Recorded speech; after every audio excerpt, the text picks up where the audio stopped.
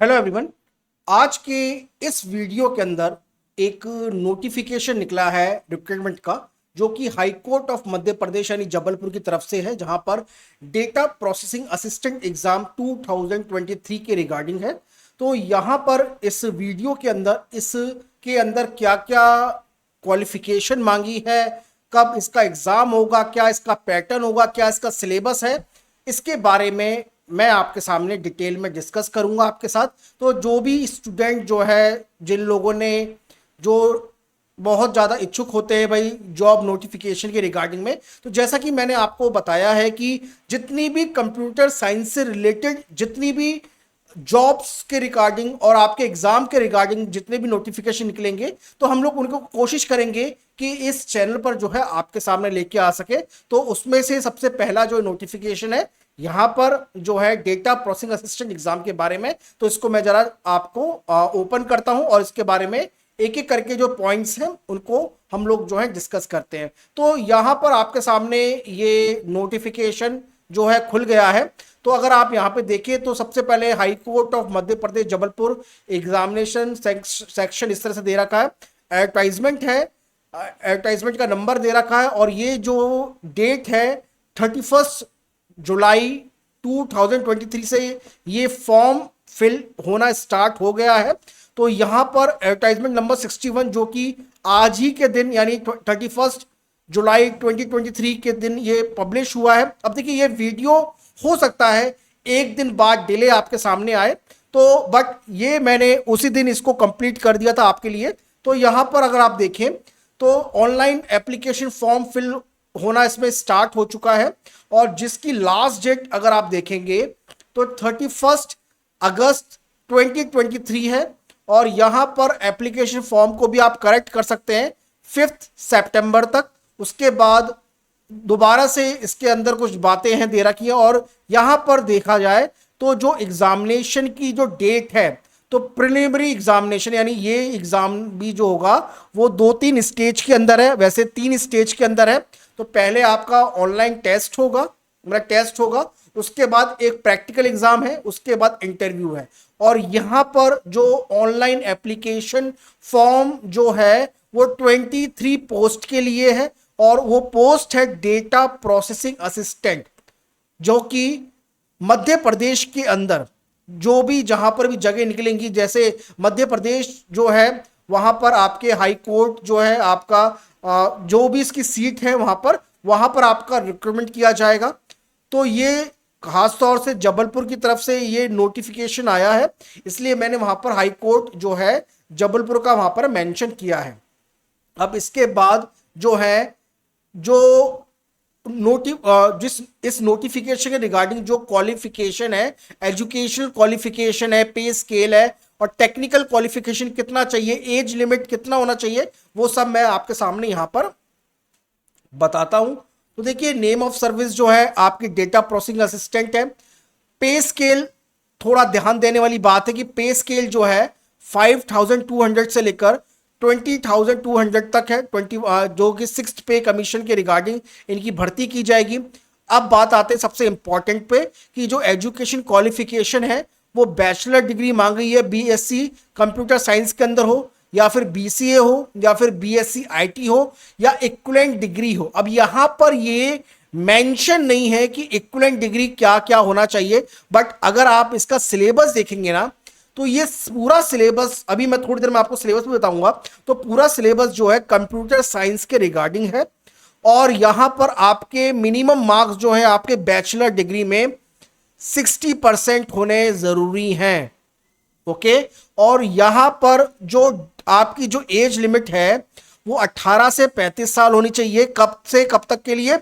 आपकी जो डेट जो एज जो मेजर की जाएगी वो 1 जनवरी को मेजर की जाएगी। ठीक। अब यहां पर वर्क एक्सपीरियंस भी मांगा गया है 3 साल का, और ये वर्क एक्सपीरियंस होना चाहिए ऑपरेटिंग सिस्टम के अंदर और ऑफिस एप्लीकेशन सूट्स के अंदर, जिसमें माइक्रोसॉफ्ट ऑफिस जो सबसे बेस्ट एग्जांपल है, और 3 साल का वर्क एक्सपीरियंस चाहिए डेटा एंट्री ऑपरेटर का। ओके। तो जो कैंडिडेट्स के पास वर्क एक्सपीरियंस है और उनके पास बैचलर डिग्री है BSc computer science, BCA, BSc IT या फिर कोई भी bachelor degree, but bachelor degree आपकी टेक्निकल एजुकेशन में होनी चाहिए, क्योंकि इसका सिलेबस अगर आप देखेंगे तो वो केवल वही कैंडिडेट्स इसके अंदर इसका फॉर्म फिल कर सकता है जिसके पास कंप्यूटर साइंस या आईटी या फिर कंप्यूटर एप्लीकेशन की डिग्री हो। ओके, तो ये यहां पर क्लियरली मैंने मेंशन कर दिया है।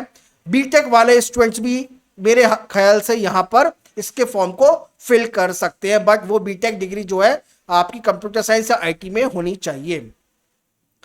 और इसके बारे में और डिटेल एक्सप्लेनेशन धीरे धीरे आपको और हमारी जो टीम है बीएसए एकेडमी, जो हमारा कम्युनिटी चैनल है टेलीग्राम का, वहां पर बता देगी, या फिर आप हमें हमारे व्हाट्सएप नंबर पर भी कांटेक्ट कर सकते हैं। हमारा व्हाट्सएप नंबर जो है आपके स्क्रीन पर अवेलेबल है। तो यहां पर जो नंबर ऑफ पोस्ट दी गई हैं, जनरल कैटेगरी की 12 है, एससी की जो है 2+1 है, यानी +1 जो है 1 कैटेगरी 1 जो पोस्ट है वो पीएच कैटेगरी से फिल की जाएगी। एसटी की 5 सीटें हैं, ओबीसी की 3 है, और टोटल मिलाकर 23 सीट जो है वो फिल की जाएंगी। अब ये नंबर ऑफ पोस्ट जो है ऊपर नीचे हो सकती है। एलिजिबिलिटी के बारे में एजुकेशन क्वालिफिकेशन के बारे में मैं बता चुका हूं। वैसे जो एलिजिबिलिटी और है, इसका जो पीडीएफ है मैं टेलीग्राम पे शेयर कर दूंगा, 14 पेज का एक पीडीएफ है, आप वहां पे जाके इसको देख सकते हैं। बाकी एलिजिबिलिटी इंडियन कैंडिडेट्स होना चाहिए, और कहीं पर उसका अपॉइंटमेंट नहीं होना चाहिए, भाई एक से ज़्यादा वाइफ या एक से ज़्यादा हस्बैंड नहीं होने चाहिए, इस तरह की बातें हैं वो दे रखी है, तो आप इनको पढ़ लीजिएगा। एक्सप्लेनेशन भी दे रखा है कि 2 या 2 से ज़्यादा चिल्ड्रन के ऊपर आप इस फॉर्म को फिल कर सकते नहीं कर सकते, वो सारी बातें यहाँ मेंशन है, आप एक बार उनको पढ़ लीजिएगा। अब इसमें इतना डिटेल में मैं नहीं जाना चाहता। अब आगे हम लोग जो हैं इसके कुछ और भी डिस्क्वालिफिकेशन के ग्राउंड्स हैं वो दे रखे हैं, इनको भी आप देख लीजिएगा। अब मैं सीधा आता हूं यहां पर फॉर्म के प्रोसेसर को। तो आपका जो फॉर्म है आपके लिए ऑनलाइन भरा जाएगा, आप भरेंगे। इनकम्प्लीट फॉर्म और इनकरेक्ट फॉर्म या किसी भी तरह की जो त्रुटि हो जाती है, एररनेस एप्लीकेशन फॉर्म फिल हो जाते हैं, वो यहां पर एक्सेप्ट नहीं किए जाएंगे किसी भी स्टेज के अंदर। और प्रोसीजर दे रखा है, और इसमें रजिस्ट्रेशन, एप्लीकेशन फॉर्म और तो ये आपको 4 चीजें जो है आपको, जैसी आप वेबसाइट फिल देखेंगे www.mpHC यानी मध्य प्रदेश हाई कोर्ट की .gov.in की, तो वहां पर ये चारों लिंक मिल जाएंगे आपको, जिसमें एडवर्टाइजमेंट है, रजिस्ट्रेशन है, एप्लीकेशन नंबर है, एप्लीकेशन फॉर्म को एडिट करने का भी सहूलियत दे रखी है। तो ये सारी बातें आप कर सकते हैं। अब देखिए, इन फॉर्म को फिल करने के लिए आपके पास यूजर आईडी पासवर्ड बनाना पड़ेगा, मोबाइल नंबर होना चाहिए और ईमेल आईडी चाहिए। आप जो है फॉर्म फिल कर सकते हैं यहां पर आकर, फोटो अपलोड करना पड़ेगा। तो सारी बातें जो कॉमन है वो आप यहां पर आके देख लीजिएगा, मैं इतना डिटेल में नहीं जा रहा। अब हम लोग जो है इसके एग्जामिनेशन फीस के ऊपर आते हैं। तो देखिए, एग्जामिनेशन फीस जो है वो 395 रुपए है 30 पैसे है, जो कि सर्विस प्रोवाइडर लेगा। उसके बाद 200 रुपए का एग्जामिनेशन फीस है, 154 रुपए का जीएसटी कटेगा। तो कुल मिलाकर जनरल कैटेगरी के लिए जो फीस है ये 777 रुपीज होगी। क्लियर है? ठीक है, तो ये अनरिजर्व कैटेगरी के लिए। रिजर्व कैटेगरी के लिए और जो पर्सन डिसेबिलिटी के जो पर्सन है उनके लिए 200 रुपए जो एग्जामिनेशन फीस है वो माफ है, और बाकी के जो उनका शुल्क है वो लगेगा। तो उनके लिए 200 रुपए कम करके 577 रुपीज उनके लिए भी होगा यहां पर। अब एक बार फॉर्म भरने के बाद किसी भी तरह की फीस को रिफंड नहीं किया जाएगा, इस तरह की बातें यहां पे दे रखी हैं।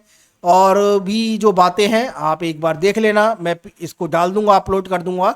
और एडमिट कार्ड जो है आपके एग्जाम से पहले आएगा, इस तरह की बातें दी जाएंगी। प्रिंट आउट लेना पड़ेगा एप्लीकेशन फॉर्म्स को फिल करने के बाद, मतलब एग्जामिनेशन आने से पहले। सिलेक्शन प्रोसेस क्या है ये बहुत इंपॉर्टेंट है। देखिए, आपका जो सिलेक्शन प्रोसेस है वो 3 फेज के अंदर होगा, तीनों की मेरिट बनेगी। सबसे पहले आपका ऑनलाइन एग्जाम होगा। ये ऑनलाइन एग्जाम का पैटर्न क्या होगा, क्या सिलेबस होगा, अभी थोड़ी देर में आपको बताता हूं। उसके बाद एक प्रैक्टिकल एग्जाम होगा, और आखिरी में इंटरव्यू है। ये प्रैक्टिकल एग्जाम का भी जो सिलेबस है वही रहेगा जो आपका ऑनलाइन प्रिलिमिनरी एग्जाम होगा। तो ऑनलाइन पेपर है आपका, ध्यान देने वाली बात है, ऑनलाइन पेपर है। इसके अंदर भी मिनिमम मार्क्स लेके आने पड़ेंगे आपको। तो देखिए, यहां पर जो ऑनलाइन का जो सेंटर भरा जाएगा तो वो किसी भी हालत में जो है वो बता दिया गया, आपके एग्जाम से पहले आपको बता दिया जाएगा। और वो जो सेंटर होगा वो भी यहां पर कहां दिया जाएगा, वो सब बातें यहां पर मेंशन है। अब ये जो पेपर का जो पैटर्न है, जरा यहां पर हम लोग आते हैं सबसे इंपॉर्टेंट पार्ट में। पेपर का जो पैटर्न है, 100 क्वेश्चन आएंगे आपके, 2 घंटे का पेपर होगा, 120 मिनट का। अब यहां पर जो सिलेबस है वो मैं आपके सामने एक बार पढ़ देता हूं, क्योंकि डेटा प्रोसेसिंग असिस्टेंट की पोस्ट है। तो computer network and information security, programming methodology and data structure, computer system architecture, object oriented programming, database management system, operating system and concept, computer organisation and architecture, object oriented concept and design analysis of algorithm, data communication, computer network, operating system और internet of thing. तो देखिए काफ़ी सारी चीज़ें यहाँ पे repeat कर रखी हैं, वो रिपीट करने की वैसे ज़रूरत नहीं थी। जैसे ऑपरेटिंग सिस्टम 2 बार दे रखा है, ठीक है। वही बात है इनकी data communication, sorry computer network के अंदर भी दे रखी है कि ऊपर भी कंप्यूटर नेटवर्क है, नीचे भी कंप्यूटर नेटवर्क है। तो कहीं ना कहीं ये कहीं से इन्होंने बस कॉपी पेस्ट कर दिया, ज़्यादा सोचा नहीं है, बट फिर भी चलिए अच्छा है कि यहाँ पे बातें क्लियर कर दी हैं। जैसे कंप्यूटर ऑर्गेनाइजेशन आर्किटेक्चर है, कंप्यूटर सिस्टम आर्किटेक्चर है, तो ये कहीं ना कहीं जो है क्रॉस टाइप का जो है सिलेबस है आपका, तो उसको आप एक बार देख लेना। मैं आपको इसके बारे में और डिटेल में हम लोग जो है अपने कोर्स के अंदर बताएंगे, क्योंकि हो सकता है इसका कोर्स हम लोग लॉन्च करेंगे। तो अगर बहुत सारे स्टूडेंट जो है यहाँ पर इसके इच्छुक होंगे इसमें अप्लाई करने के लिए, तो डेफिनेटली हम लोग जो है इसका कोर्स लॉन्च करेंगे। वो सारी बातें जो है आप हमसे हमारे व्हाट्सएप नंबर पे या टेलीग्राम चैनल पर जो है कर सकते हैं। टेलीग्राम का लिंक वीडियो के डिस्क्रिप्शन में है और व्हाट्सएप नंबर जो है आपके स्क्रीन पे अवेलेबल है। अब आते हैं बाकी की बात, ऑब्जेक्शन एंड फाइनलाइजेशन। भाई ये बात की बात है, पहले फॉर्म को फिल करिए, उसके बाद इसकी बात हम लोग करेंगे। और आपका जो रिजल्ट होगा उसके बाद जो है आपका प्रैक्टिकल एग्जाम, देखो रिजल्ट बनने के बाद, देखिए प्रिलिमिनरी एग्जाम के बाद एक रिजल्ट आएगा और रिजल्ट के बाद 1/3 के रेशो में आपका प्रैक्टिकल और इंटरव्यू होगा। तो पहले प्रैक्टिकल होगा, उसका इंटरव्यू होगा। प्रैक्टिकल 30 नंबर का है, इंटरव्यू भी 30 नंबर का है। इसके बारे में मैं आपको बता देता हूं। तो प्रैक्टिकल और 30 और ये वेन्यू, और देखो प्रैक्टिकल की जो डेट है वो बाद में आपको आएगी जब आप ऑनलाइन का प्रिलिमिनरी पेपर पास कर लोगे।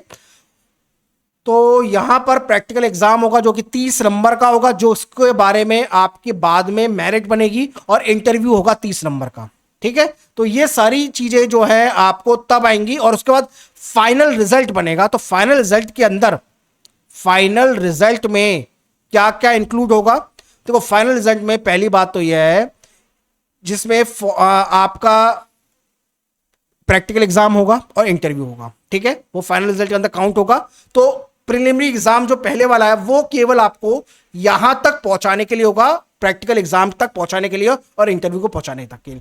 अब उसके बाद रिजल्ट अनाउंस होगा, वेटिंग लिस्ट बनेगी। तो सारी बातें हैं, ये हम लोग जो है इवैल्यूएशन कैसा होगा ये हम लोग आगे बात करते रहेंगे। तो ये कुल मिलाकर जो है ये जो है पूरा का पूरा नोटिफिकेशन जो है, आई होप मैंने डिटेल में आपको बता दिया है। आरटीआई फिल करना है तो भाई उसको भी कर देना, बाद मतलब इसमें कर सकते हैं। तो ये सारी बातें जो हैं इस फॉर्म से रिगार्डिंग जो की गई हैं, तो आई होप आपको मोटा मोटा क्लियर बातें मैंने यहां पर कर दी हैं, समझ में आ गया होगा। आपको नहीं आया है तो आप हमें हमारे व्हाट्सएप पर कॉन्टेक्ट करके सारी बातों को और एक बार पूछ लेना। तो इनके बारे में कोर्स लॉन्च होगा नहीं होगा वो हम लोग जो है आगे बताएंगे आपको। मोस्ट प्रोबेबली इसका हम लोग कोर्स लॉन्च करेंगे, क्योंकि सारा सिलेबस जो है प्रैक्टिकल है, ऑनलाइन एप्लीकेशन फॉर्म है, साथ में कंप्यूटर साइंस से रिलेटेड। तो भाई कंप्यूटर साइंस का है तो भाई कहीं ना कहीं हम लोग जो है इसमें जो है आप लोगों के लिए सहूलियत प्रदान करेंगे कि इसके अंदर फॉर्म को फिल करें आप। तो ये कंप्यूटर साइंस से रिलेटेड जगह है, उसको मैंने सोचा कि आपके लिए लेके आना चाहिए हमारे टीम मेंबर ने, तो इसके लिए हमने ये वीडियो आपके लिए अपलोड करा है। ओके, तो और भी जो बातें हैं आगे हम लोग आपके सामने लेके आते रहेंगे। तो मिलते हैं आपसे नेक्स्ट वीडियो में एक और इंपॉर्टेंट टॉपिक के साथ। Thank you.